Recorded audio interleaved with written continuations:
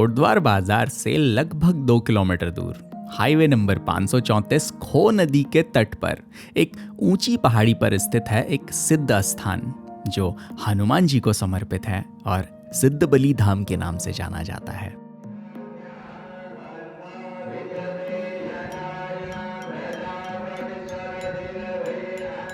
सिद्धबली धाम को लेकर कई सारी कहानियां और पौराणिक कथाएं हैं और इन्हीं एक कथा में इस शहर का, इस कस्बे का, कोटद्वार का अस्तित्व भी छिपा है। जिस जगह सिद्धबली धाम स्थित है, पुराणों के अनुसार इसी जगह को कोमुद तीर्थ स्थान भी बताया गया है। कहा गया है कि पूर्व काल में कोमुद की पूर्णिमा के दिन, कोमुद यानी कार्तिक की पूर्णिमा के दिन, स्वयं चंद्रमा ने भगवान शंकर को तप कर प्रसन्न किया और तब से ही इस स्थान का नाम कोमुद पड़ा। स्थानीय लोग इस कस्बे को कोमुद तीर्थ का द्वार यानी कोमुद द्वार बुलाने लगे और सरल शब्दों में संक्षिप्त में को द्वार बुलाने लगे। फिर अंग्रेजों के शासन के बाद उनसे हिंदी का सही उच्चारण नहीं हुआ और उन्होंने को द्वार को खो द्वार बोलना शुरू किया। इसी के चलते सभी सरकारी दस्तावेज में इसका नाम कोट द्वार लिखा गया। अंग्रेजों के गलत उच्चारण के चलते ही कोमुद नदी को आज के समय में खो नदी के नाम से जाना जाता है। अब कोटद्वार को कहानी से अलग करते हैं और सिद्धबली धाम की पौराणिक कथा सुनते हैं। अच्छे से सुनिएगा, बड़ी जबरदस्त कथा है। वर्तमान में इस जगह को सिद्धबली धाम के नाम से ही जाना जाता है। मान्यता है कि गुरु गोरखनाथ जी ने इसी स्थान पर कई वर्षों तक तप किया और फलस्वरूप उन्हें इसी स्थान पर सिद्धियां प्राप्त हुई, जिस वजह से उन्हें सिद्ध बाबा नाम से भी जाना गया। लोक मान्यताओं के अनुसार गोरखनाथ जी को कलयुग में साक्षात शिव का अवतार माना गया है। अब इस जगह में पवन पुत्र हनुमान जी की महिमा को पुराणों की कथा के अनुसार समझते हैं। नाथ संप्रदाय एवं गोरख पुराण के अनुसार नाथ संप्रदाय और गोरखनाथ जी के गुरु मच्छिंद्रनाथ जी हनुमान जी की आज्ञा अनुसार त्रियराज में गृहस्थ आश्रम का सुख भोग रहे थे। त्रिराज को स्त्री राज भी कहा जाता है। इस बात को सरल शब्दों में समझे तो मच्छिंद्रनाथ जी जो गोरखनाथ जी के गुरु थे, उनसे हनुमान जी ने वचन लिया था कि आप स्त्री राज में एक घरेलू जीवन जिएं, अर्थात जिसमें सभी सांसारिक सुख हों, मतलब सन्यासियों के विपरीत वाला जीवन। ऐसा वचन हनुमान जी ने क्यों लिया था, ये एक लंबी कथा है, लेकिन मूल तौर पर समझिए कि ये हनुमान जी की एक लीला थी।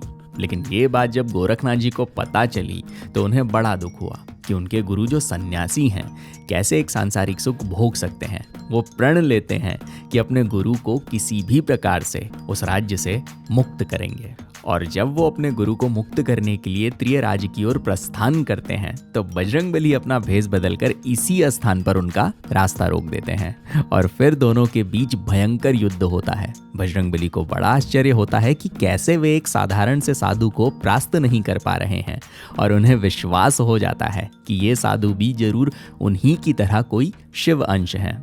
तब हनुमान जी अपने वास्तविक रूप में आते हैं और गोरखनाथ जी को कहते हैं कि मैं तुम्हारे तप और बल से प्रसन्न हुआ, जिस कारण आप कोई भी वरदान मांग सकते हैं।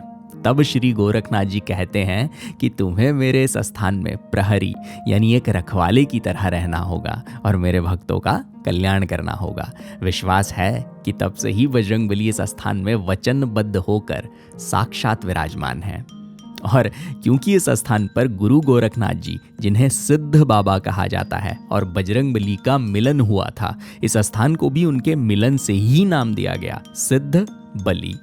जब आप मंदिर के गर्भगृह में विराजमान विशाल हनुमान जी की मूर्ति देखेंगे तो मूर्ति के लेफ्ट और राइट साइड में आपको 2 पिंडियां दिखाई देंगी। एक सिद्ध है जो सिद्ध बाबा गोरखनाथ को समर्पित है और जो दाईं तरफ है वो बली है जो बजरंगबली को समर्पित है। पहले के समय में मंदिर की ऐसी संरचना नहीं थी और खुले स्थान पर ही इन दोनों पिंडियों को पूजा जाता था। फिर कहा जाता है कि बहुत पहले एक अंग्रेज ऑफिसर थे जिन्होंने यहाँ से पास में ही एक बंगला बनवाया था। जब वो घोड़े पर चढ़कर अपने बंगले में रहने के लिए आए तो घोड़ा इस जगह से आगे नहीं बढ़ा। चाबुक मारा तो घोड़े ने ऑफिसर को जमीन पर गिरा दिया, जिस वजह से वो बेहोश हो गए। उनके बेहोशी के दौरान उन्हें सिद्ध बाबा ने दर्शन दिए और कहा कि मेरे द्वारा पूजे जाने वाली पिंडियां जो खुले स्थान में हैं उनके लिए एक स्थान बनाओ। तब उस समय में उन अधिकारी और लोगों के सहयोग से इस स्थान का निर्माण किया गया और धीरे धीरे भक्तों एवं श्रद्धालुओं के सहयोग से मंदिर ने एक भव्य रूप ले लिया है। तो ये थी मंदिर की पौराणिक कथा और मंदिर का इतिहास। अब आपको ले चलते हैं हर साल दिसंबर में आयोजित किए जाने वाले सिद्धबली बाबा वार्षिक अनुष्ठान महोत्सव में, जिसे सिद्धबली मेले के नाम से भी जाना जाता है। लगभग पिछले 25 सालों से सिद्धबली मेला मनाया जा रहा है और आज के समय में इसने एक बहुत ही भव्य और विशाल रूप ले लिया है, जिसमें हजारों श्रद्धालु इस मेले का हिस्सा बनते हैं। तो आप लोग जिस भी शहर, जिस भी गांव, जिस भी कस्बे में रहते हैं, हम सभी लोग जहां भी रहते हैं, अपन लोगों के पास एक स्पॉट ऐसा ज़रूर होता है जो हम लोगों की आज़ादी का वो पहला पॉइंट बनता है। जब हम छोटे रहते हैं तो घर से बाहर निकल के किसी तरीके से जो है वहाँ तक की परमिशन हमको घर से मिल जाती है। यहाँ की लाखों की जनता के लिए, कोटद्वार की लाखों की जनता के लिए जो है वो सिद्धबली मंदिर ऐसा पॉइंट है। तो बहुत वक्त से मन था कि यार ये जो सिद्धबली मंदिर है हम आप सभी लोगों को दिखाएं, लेकिन नहीं हो पा रहा था एनी हाउ। बट इस बार जो है अभी यहाँ पे जैसा कि आप देख सकते हो मेला लगा हुआ है, तो इससे बेहतरीन मौका फिर नहीं मिलेगा अपने को। तो इस वीडियो में हम जो है सिद्धबली मंदिर के इतिहास, यहाँ की मान्यताओं के बारे में जानेंगे और साथ ही इस 3 दिन लंबे चलने वाले खूबसूरत से मेले का आनंद उठाएंगे। चलिए जानते हैं इस 3 दिन चलने वाले मेले से जुड़ी प्रथाएं एवं गढ़वाल के रीति रिवाज। सबसे पहले सुबह ब्रह्म मुहूर्त में प्रातः 5 बजे पिंडी अभिषेक किया जाता है। अब क्योंकि गोरखनाथ जी और बजरंगबली ब्रह्मचारी हैं, इसलिए पर्दा लगाकर इनका अभिषेक किया जाता है।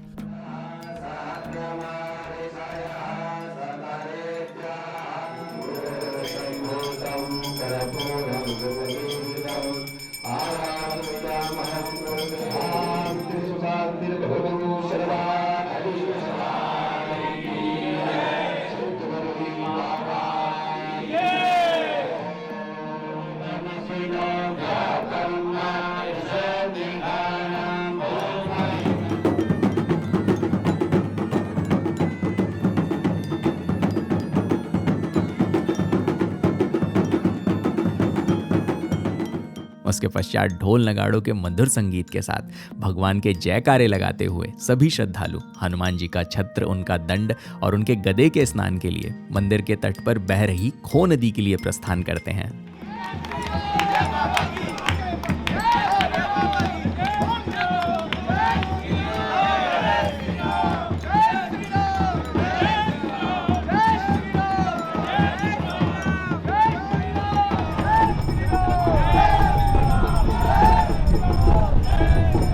संपूर्ण विधि विधान से उनके अस्त्र शस्त्रों को स्नान कराया जाता है और उनकी पूजा की जाती है और फिर से वापस उन्हें मंदिर के गर्भगृह में स्थापित किया जाता है। ये महाअभिषेक अगले 3 दिनों तक किया जाता है।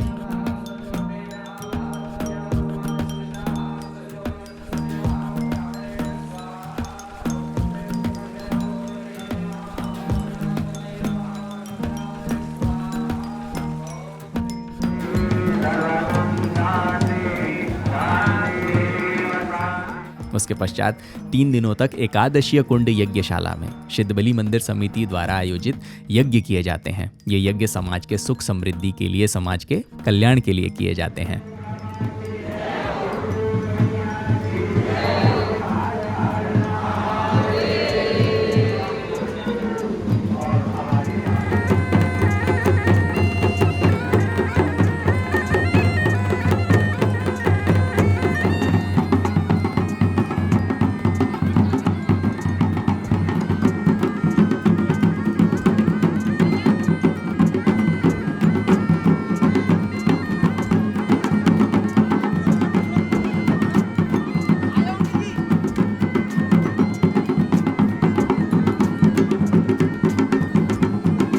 इसके बाद सभी श्रद्धालु सिद्धों के डांडा की ओर प्रस्थान करते हैं। वर्तमान में सिद्धबली मंदिर के ठीक पीछे एक पहाड़ी है जिसे बाबा के भक्त सिद्धों के डांडा के नाम से बुलाते हैं। डांडा अर्थात ऊंची पहाड़ी।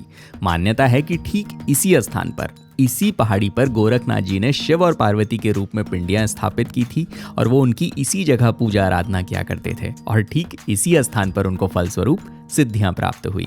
तब से ही इस स्थान को सिद्धों के डांडा के नाम से जाना गया। माना जाता है कि प्राचीन सिद्धबली मंदिर यहीं पे था। फिर 1804 में जब कोटद्वार में रेल आई तो बहुत से व्यापारी और श्रद्धालुओं का यहाँ आवागमन बढ़ा, और क्योंकि यहाँ तक पहुँचने का रास्ता कठिन और जोखिम भरा था, उन्होंने पिंडियों के अवशेष वर्तमान के सिद्धबली मंदिर में रख दिए, जिससे कि सभी श्रद्धालु सरलता और सुख शांति से अपनी भक्ति अर्पण कर सकें। हाँ, एक जयकारा तो लगाओ। जयकारा वीर बजरंगी, जयकारा वीर बजरंगी, जय सिद्धबली बाबा की, जय श्री राम, जय श्री राम, जय श्री राम। अरे वाह। लेकिन आज सिद्धबली महोत्सव के पहले दिन सिद्धबली धाम के मुख्य पुजारियों का यहाँ आकर पूजा अर्चना करना एक परंपरा है, और इसी के साथ आज हम खुद भी पहली बार सिद्धों के डांडा की यात्रा में शामिल हुए।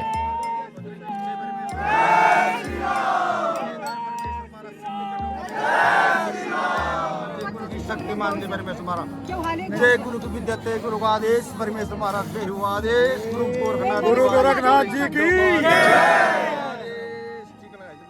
इसके बाद शुरू होती है भव्य शोभा यात्रा, जिसमें हमारे देश के अलग अलग राज्यों से लोग अपनी झांकियां लेकर चलते हैं, और सिद्धबली मंदिर से लेकर देवी मंदिर तक ये भव्य यात्रा चलती है। बहुत से लोग अलग अलग तरीकों से अपनी झांकियां सजाते हैं। ये प्रतिमाएं सिर्फ देवताओं की ही नहीं बल्कि हमारी संस्कृति और कला को भी प्रदर्शित करती है। शोभा यात्रा, जिसे सरल शब्दों में आप एक खुशी की परेड समझ सकते हैं, यह यात्रा उत्सव और धर्म का मिला जुला प्रतीक है। इसमें प्रतिमाओं के साथ साथ संगीत, नृत्य और प्रेम अभिव्यक्त किया जाता है। इस प्रकार से शोभा यात्रा एक धार्मिक अवसर होता है जो सभी लोगों की धार्मिक भावनाओं को एक साथ जोड़ता है। शाम में लगभग 3 बजे हनुमान जी के एक प्रतिरूप को मंदिर में पूजे जाने के पश्चात हनुमान जी के डोले में स्थापित किया जाता है। इसे बाबा का डोला भी कहा जाता है, और अब ये डोला सिद्धबली मंदिर से बाकी सभी झांकियों के साथ साथ पूरे कोटद्वार बाजार के भ्रमण करेगा, और साथ ही सभी श्रद्धालुओं को आशीर्वाद बांटते हुए आगे बढ़ेगा। तो आइए हम सब मिलकर इन सभी दृश्यों का आनंद लें।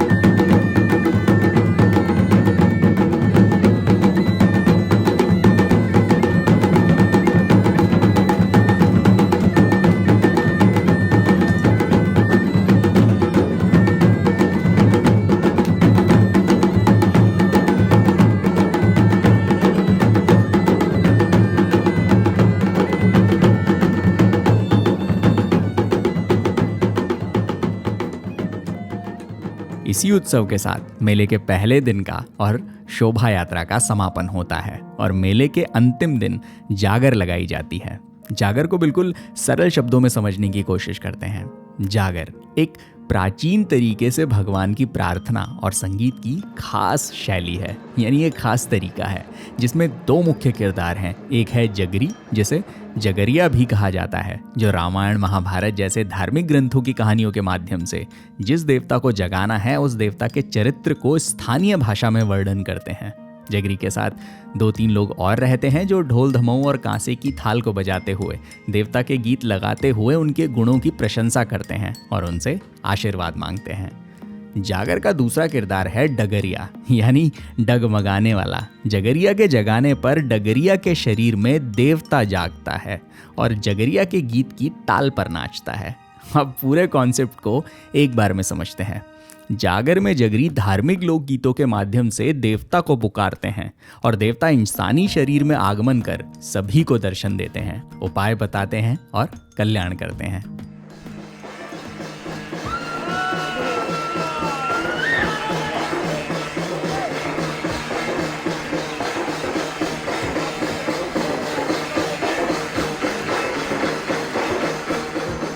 ये अनुभव करना और शब्दों में इसकी व्याख्या करना संभव नहीं है, तो वीडियो के माध्यम से इसे अनुभव करते हैं।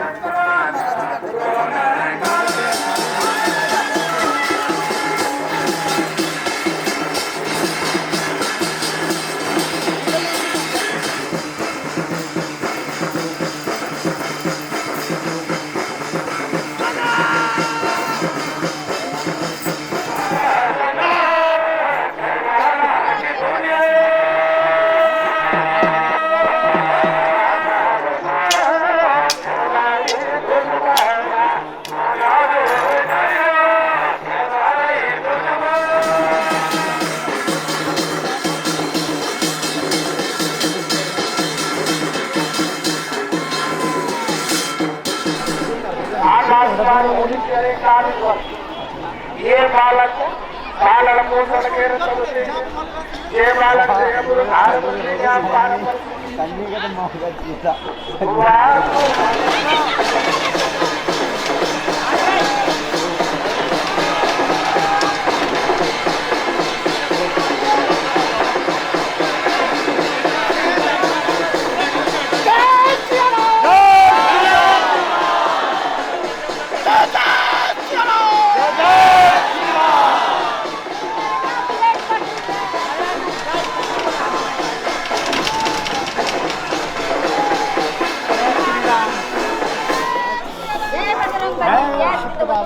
जय बाबा जय परमात्मा।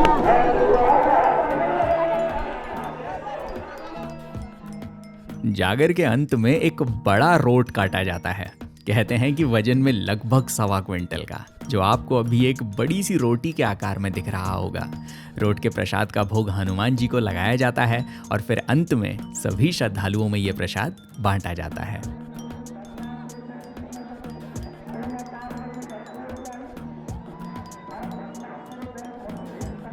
तो ये था शिदबली मंदिर का इतिहास और यहाँ के मेले का रोमांच। इतने बड़े मेले का आयोजन करना और इतनी परिपूर्णता से इसका प्रबंधन करना कमाल है। लाखों लोगों को मुफ्त दिन भर का भोजन और बुनियादी सुविधाएं जो शायद ही उत्तराखंड में आपको किसी मेले में देखने को मिले। तो अगले साल इस मेले का आनंद जरूर उठाइएगा। और अगर मेले में आपका आना ना भी हो पाए तो भी मंदिर में हर शाम आरती होती है, जिसे जरूर अनुभव कीजिएगा।